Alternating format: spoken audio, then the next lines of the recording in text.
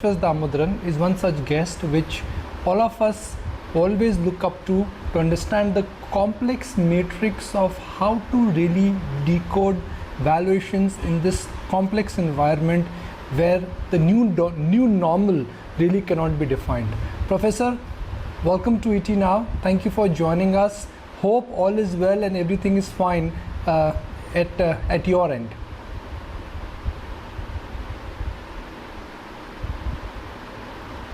Thank you. I'm glad to be back.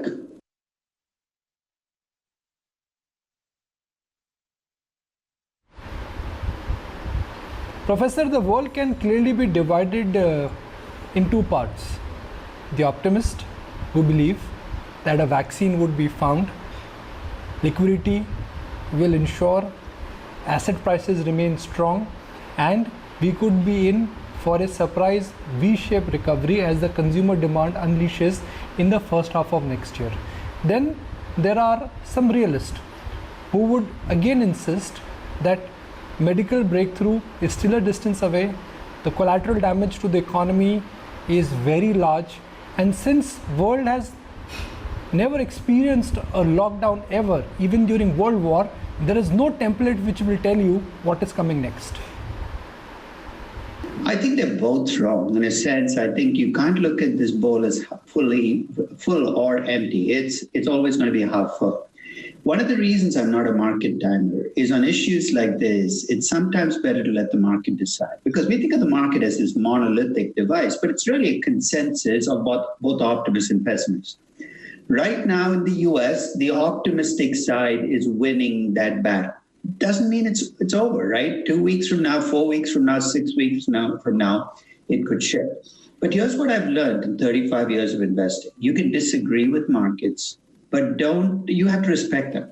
And I respect markets. I'm not a market timer. I watch markets and say, maybe markets are wrong, but I don't have the ammunition to tell you that they're wrong. So on markets, I just take markets as given because I'm a stock picker. I'm going to go find stocks that I think are good investments, no matter what the market is doing. So my suggestion is don't fight markets. In fact, one of the things I said last week to an audience was, hey, don't project your feelings onto the market. And what I meant by that is I've been getting emails from people saying, how come the market is so stupid? How come the market's not seeing what I'm seeing? I'm saying, hey, the market's seeing what you're seeing and what a million other people are seeing. That's the market's job. So don't convince yourself you're right and the rest of the world is wrong, because the track record of people who do that is not very good. Professor, you've always maintained that one should not get carried away with what the Fed action is, because in our previous interactions, you've always said that Fed's power are perhaps more in terms of perception rather in terms of the ability and action. But right now, everyone in the financial market is clearly of the view that if you have to choose between fighting the Fed or the fundamentals, don't fight the Fed. And that also explains why financial markets have gone higher, because the general view is that central bankers will act as a backstop. I think one of the problems with narratives without data is you can tell whatever story you want. I call these fairy tales. Here's why the story doesn't hold up. Treasury rates in the US dropped in the first 2 weeks of this crisis, which is February 14th through February 28th. Almost all of the drop in Treasury rates happened those 2 weeks. You know, the Fed first started acting was in March. So by the time the Fed started acting, markets had already marked down the Treasury rate. So if your argument is the Fed somehow came in and bailed the market out, I don't see that in the data because the rate drop happened before the Fed came in. I do believe that the Fed has played its cards very well in this crisis. And what I mean by that is the power of the Fed comes from the perception that it has power. It's got to preserve that perception. So sometime in the first to second week of March, the Fed announced with a lot of fanfare that they might provide a backstop in the corporate bond market. It's something the Fed usually doesn't do. It's a huge market. You don't want the Fed to be. They announced that there'd be a backstop. You know how much money they've actually spent being a backstop? Nothing. Because what it did, though, was create enough faith in the system that private lenders were willing to lend to Boeing and the airlines. what's been unique about this crisis is that the private risk-taking market, whether it's equity or debt, has not dried up, unlike 2008. And I think the Fed playing its cards right contributed to allowing capital to flow. And one reason the market is so upbeat is one of the biggest worries at the very bottom of the market, the middle of March, was that you'd have a ton of defaults, not just of small companies, but of big oil companies, airlines, Boeing, that they would, and that fear has faded into the background. And part of the reason it's faded is because these companies have been able to raise capital. Singapore Airlines, a week and a half ago, raised equity, in the billions of dollars. And that is not something you usually are able to do in a crisis. But that, I think, is one factor where the Fed can have an effect. But the Fed's got to have a light touch. If it tries to be heavy-handed, and this is true for any central bank, the perception will very quickly fall. While a lot of us follow your blogs quite religiously, sometimes there are some topics which you mentioned in your blog. They, in a sense, really open your eyes. And your latest blog piece on what is growth investing and what is value investing has got a lot of people thinking again.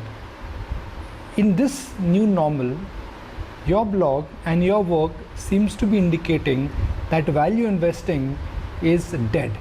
That's a very powerful statement coming from someone who is the dean of valuations, feels that the classic way of buy cheap and then sit on it for years and then markets will reward because you bought an asset at a low price. You think that typical old school value investing is over?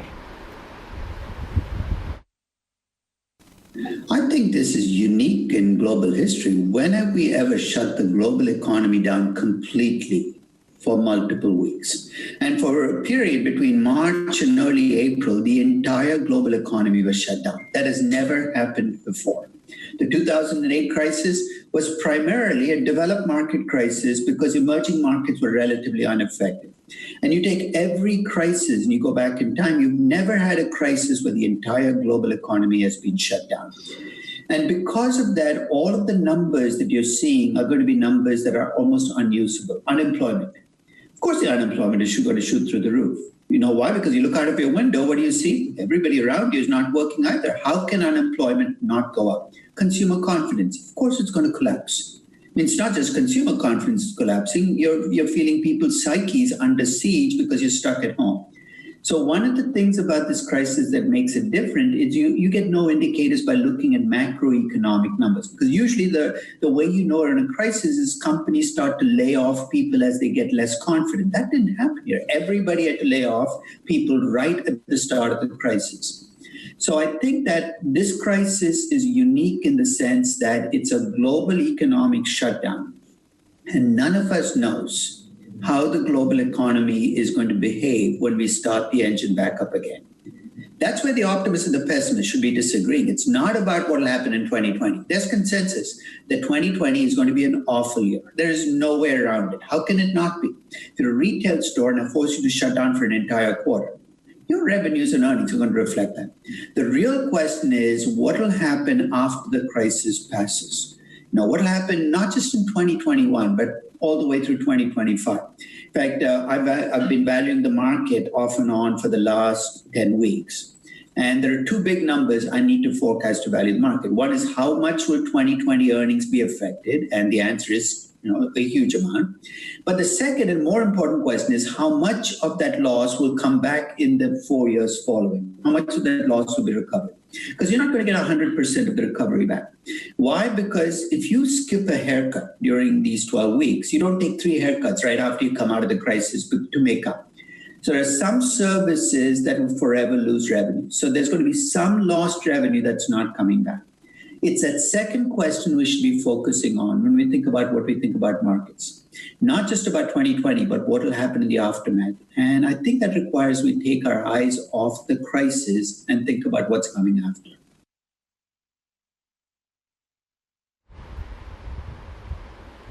Okay, Professor, I'm going to go back to that whole question of value investing. Like I mentioned that, all of us read and follow your blog or your blog post very closely.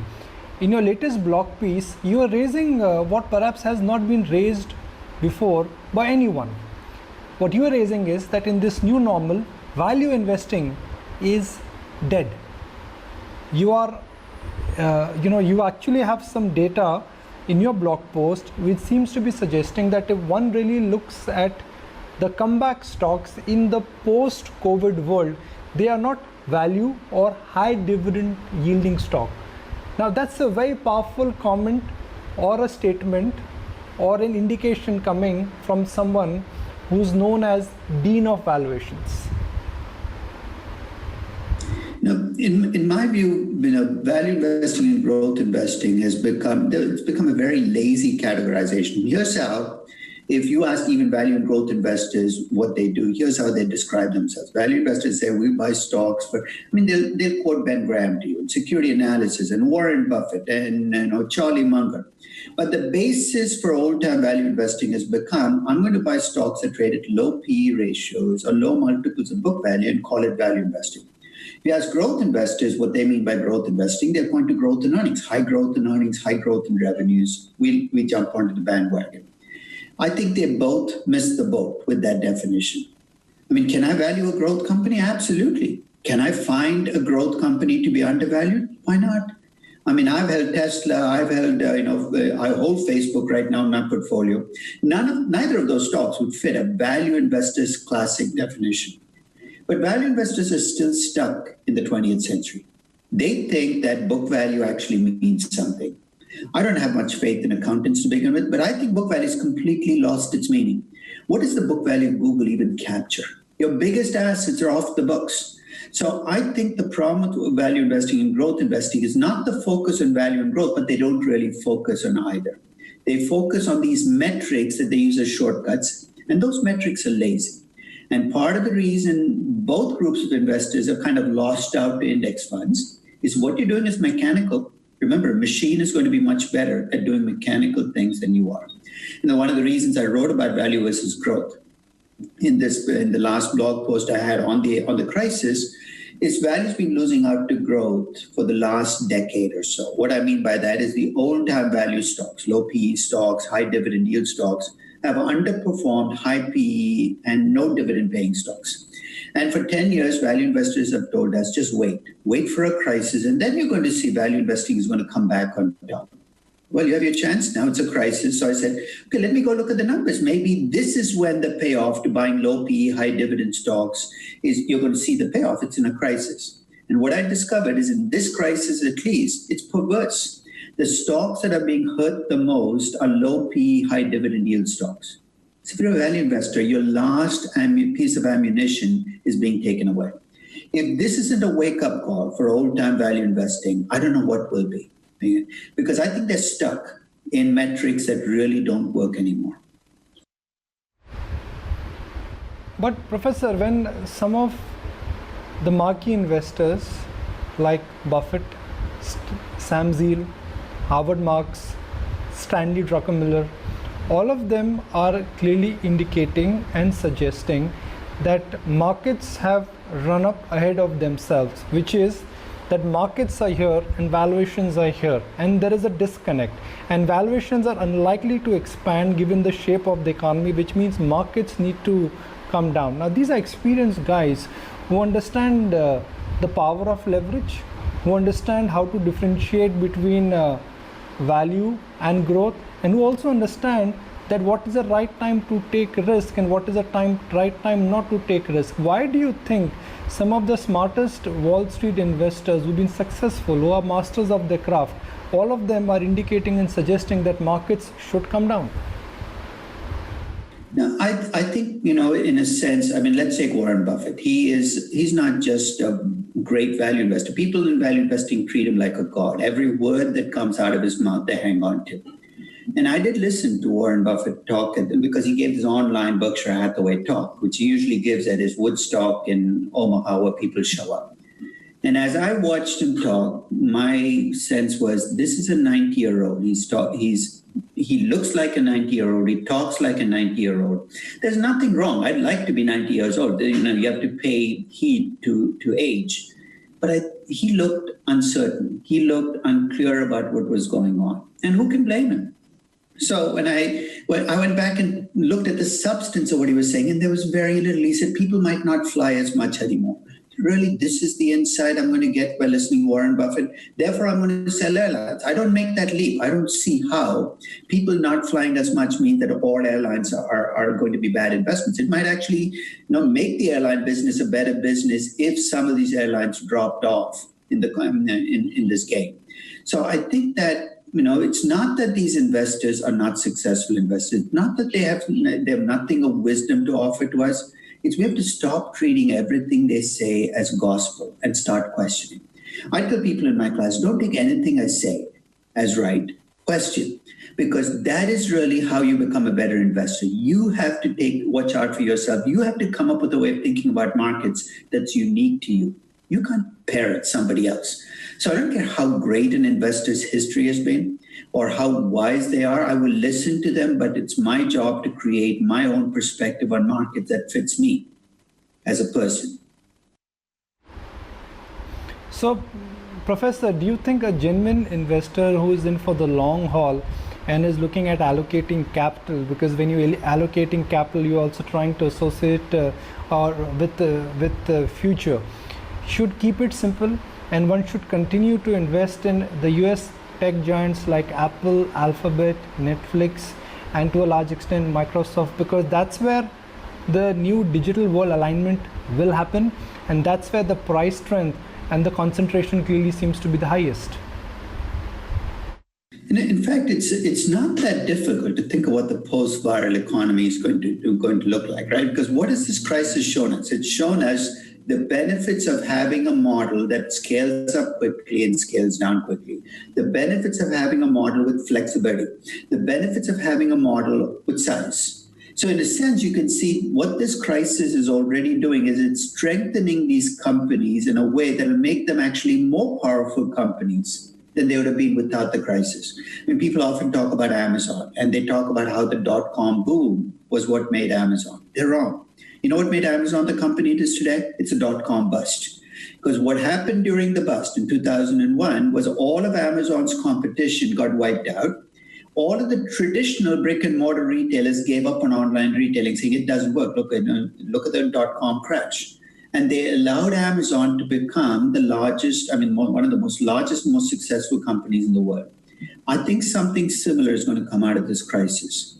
I think in this crisis, if you look at the automobile business, in a strange and perverse way, this crisis has made companies like Tesla, which essentially did not spend the money building huge assembly lines and creating large fixed costs. It's going to make companies like Tesla more powerful at the expense of the Tata Motors, the traditional automobile companies, which have large fixed costs, huge assembly lines. So I think you got to start thinking about, you got to almost think about a post-viral economy. I'm a great believer in storytelling. And one of the questions I ask people to think through is, what was your story for this company before the crisis? And what will your story look like after the crisis? For a company like Zoom, that's easy. The story before the crisis was it's a company that serves the online business meeting market. And that market wasn't a very big one. It was about $19 to $20 billion globally as a total market. So even if you make Zoom a very successful company, its revenues would have been 8 to 10 billion. Post-crisis, I see Zoom as a much bigger, more successful company. Why? Because more people are going to have online business meetings, but it's also the platform of choice for online education or online anything you might do. So the story I'm going to tell for Zoom is going to be a much more expansive, more successful story than the story I'd have told before the crisis. And I would encourage people to do that. Go through that exercise, pick a company and ask, what was the story before the crisis? What is the story after the crisis? And here's the final question. This is the critical one. Will my company make it to that post-crisis economy? And that's where debt has become this anchor on companies, because if you borrowed money, you in a sense created this potential that you will not make it. Something that lots of people in valuation kind of gloss over, but you cannot gloss over it now. So, Professor, let's talk about financials, banks. Traditionally, markets have only used two metrics to value them, which is price to book or PE. In price to book, it's asset minus liabilities. in price to earnings, you look at the underlying growth. How does one go about valuing financials when the world is going to be deleveraging, but on the other hand, the global central bankers and global governments would be leveraging the balance sheet? What is the right way to understand where good quality financials stroke banking stocks are headed? Because globally these stocks, Professor, we all know that not only they are underperforming, they are getting smoked. They are clearly on the butcher block. I think financials always live in reflected glory or reflected pain. And in a strange way, they're at the epicenter of this crisis. They're going to get very little of the upside from the crisis, right? It's not like retail or technology where you see shifts, but they get all of the downside. It's an asymmetric game for financials. Since they don't get upside, because most you're going to get paid is your bank loan with interest, and you get all of the downside, crises like these affect financials more than any other sector. So it's not unique that this crisis, you're seeing this. That said, though, I think this might be one sector where banks are not being as discriminating as they should be. Because I think that if you're a bank and your loans are to oil companies and to real estate companies, I should worry a lot more than if you're a bank with loans to more traditional manufacturing, consumer durables, consumer staples or healthcare companies. So I think that financials are being affected because of the fact that they have an asymmetric payoff. They get little of the upside from the economy improving. They get all of the downside. So it's that reflected pain you're seeing in financials. And as the fear of default starts to fade, you should start to see financials come back.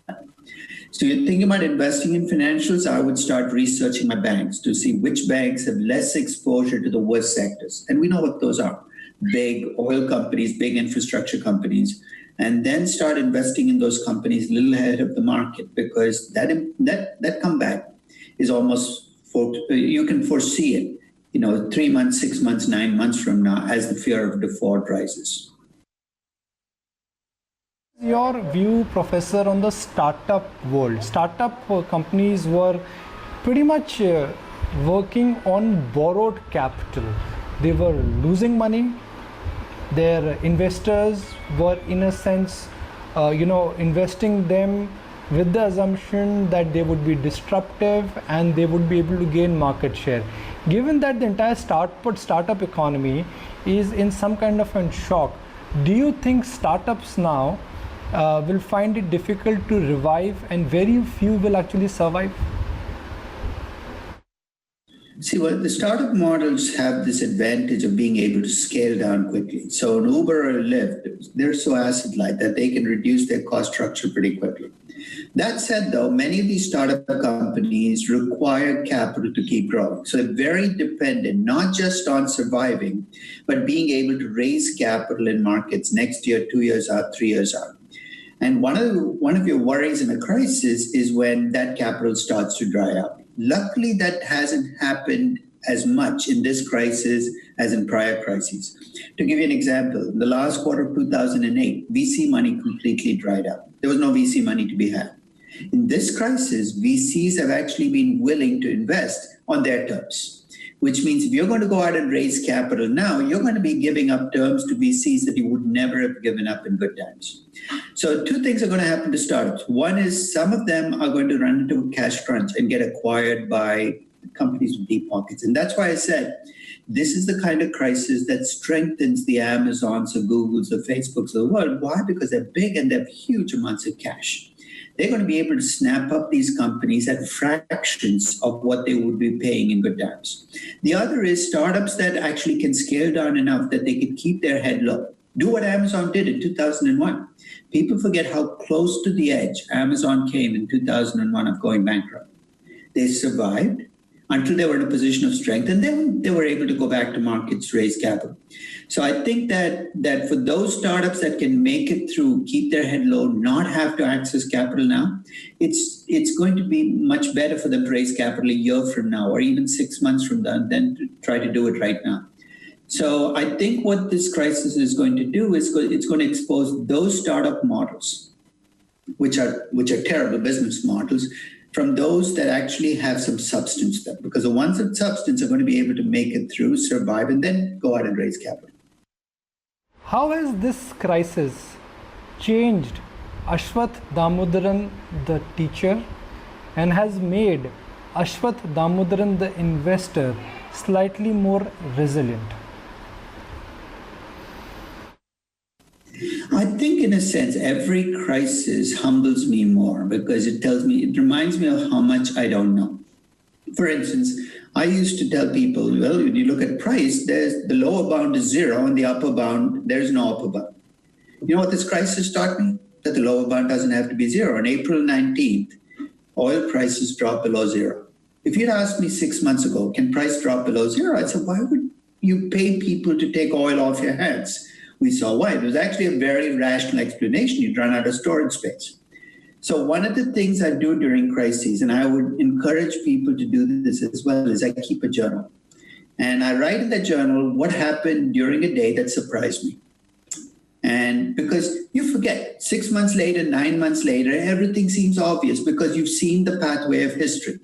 But you got to kind of put things down on paper when you feel most uncertain. One of the reasons I've been writing my update post, and I'm on to post 8, I'm just writing post 9, is not for other people. It's for me. It's really for me to work through the things that I'm uncertain about. So what this crisis has brought home is there's so much more for me to learn. And I don't want crises to be the way I always learn. So I've got to keep that door open. Valuation I've described as a craft, and I'm still really working on that craft. So this crisis has delivered that message, and it's allowed me to kind of finesse or get better at some parts of the craft. And that's a lesson I hope I try to convey in my classroom. So I don't have the answers, but I'm going to keep looking. Because if you keep looking, you get better at finding the answer. Might not be the right answer, but a better one. Professor, the minute somebody says finance, we start thinking about balance sheets, numbers, lot of analysis, and sometimes very boring analysis. But you've converted the art of valuation into storytelling. Like you told us a story on Ola last time when we met. Uber last time when we met. You spoke about the Amazon story. So how have you managed to convert what could be a boring subject into nice storytelling module? I think that it's made, finance in general is made complex by practitioners who need to make it complex. The same reason when you go into a doctor and you have something and he tells you you have this and you say, what the heck is that? And he says, well, that's, it's a flu, but he calls it something else. He has to call, any specialist has to attach a name to things that are foreign to people who are not in the profession. Why? Because that's the way you make your profession look profound. I think we've spent 50 years in finance adding complexities. We collectively as bankers, academics, consultants, adding complexities to make the rest of the world need us. My job, in a sense, is strip away those complexities and make myself dispensable. I tell people, look, you don't need me to value a company. You already know how to value a company. All I will do is give you a framework that makes it easy for you to see what you already know. And guess what? We all know finance. We get it intuitively, instinctively when we're young kids. And somehow during the process of taking finance classes, we actually get further away from that understanding than closer. So what I view my job as being is telling people what they already know in a way that they say, I knew that already. And I say, I've accomplished my objective. So hopefully I can keep doing that. So, Professor, if you have to let's say, summarize your 30 years of teaching, hours and hours you've spent in analyzing companies, you've mastered the art of valuation. Who is one person over the course of your career has influenced you the most, which is that when this financial person or non-financial person, when he or she writes, speaks or indicates something, you really want to focus and concentrate on that? You're going to be surprised by the name I give you because it's not a name that any value investor will ever raise. It's Jack Bogle. Jack Bogle, of course, founded Vanguard. He founded the index fund business. And I tell people, you know what? Jack Bogle has saved more money in his lifetime than Warren Buffett can make for other people in 10 lifetimes. We celebrate people who tell you to act to buy stocks. We don't celebrate those people who say, look, you're wasting your money paying this mutual fund manager 2% of your money every year for doing nothing. I mean, I have very few heroes, but Jack Bogle is one of those people I listened to and said he was the original disruptor. We need more people like him pointing to the truth, saying, hey, you know what? This isn't working. Because we pay too much respect to the status quo in every single profession. And he was the original disruptor. So, Professor, I'm just tempting to ask you one more question. I promise the final one. So, are you indicating and suggesting to our viewers that index investing is the way forward? It could be Nifty for Indian investors, it could be S&P for American investors, but go for index investing because that's low cost, and index investing is no promise. In index investing, you are buying the promise to buy future returns at a very low cost. Well, they make whatever the market makes. That's the thing about index investing. They're not making any promises they cannot keep. They're making a promise that you will get whatever the market makes. And guess what? For most of us, that's very good advice. Investing is not about making money. It's about preserving and growing your savings and your wealth. So if you're a doctor or an engineer, don't go out and on a limb and pick 3 stocks because Warren Buffett did it. Put your money in an index fund. Go back to making money as a doctor or an engineer. So I think that index funds actually don't promise anything. They just say, look, you will get whatever the market makes, good or bad. And that's actually not a bad thing to do, because what does the average active money manager deliver to you? 1.5% less than that. This is a strange profession, money management, where the analogy I give in class is running a plumbing business called Floods Are Us. And here's how the business works. You have a leak in your house, you call in the plumber and he leaves a flood. How long would you stay in business? That's what active money management has been doing for as long as it's been around. It's going into houses with leaks and leaving a flood and demanding to get paid for creating the flood. And I think that index funds have revealed the emptiness of a lot of active investing, and that's a good thing. Stay safe. Really appreciate your time. We've really covered a range of subjects today on what is the meaning of value investing, how should one understand technology and banking stocks, and the last one, I think very crucial for investors, that if you're in for long haul, it may not really hurt if you allocate some capital to pure index stroke ETF investing. Appreciate your time, Professor. Let's take a break. Market